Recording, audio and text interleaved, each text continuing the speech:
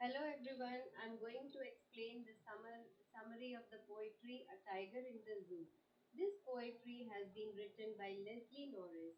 The poem A Tiger in the Zoo describes the sadness and helplessness of a tiger kept in a cage. The poet compares the tiger's life in captivity with the life it should have in the wild. According to stanza 1, the poet sees a tiger walking quietly inside a cage. The tiger is strong and powerful, but it is trapped behind the bars. It walks slowly and silently because it's angry and frustrated. The tiger's natural strength and freedom are being taken away from it. The tiger should be living freely in the jungle, but instead it is imprisoned in a small cage. What the tiger should be doing. The poet imagines that the tiger is in its natural habitat.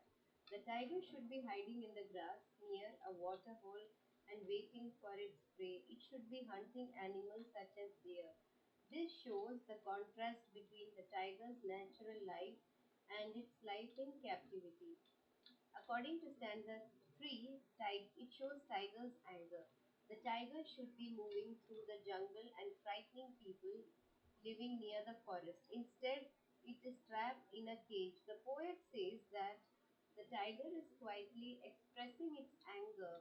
Its strength is useless because it cannot escape. Stanza 4 says that the tiger at night looks at the brilliant stars through the bars of its cage. The stars remind us of the freedom that the tiger has lost. The tiger wants to be free, but it cannot break the strong bars of the cage. The contrast between the vast sky and the tiny cage makes the tiger's helplessness even clearer. The central idea of the poem is that the poem highlights the cruelty of keeping wild animals in cages. A wild animal is meant to live freely in its natural environment.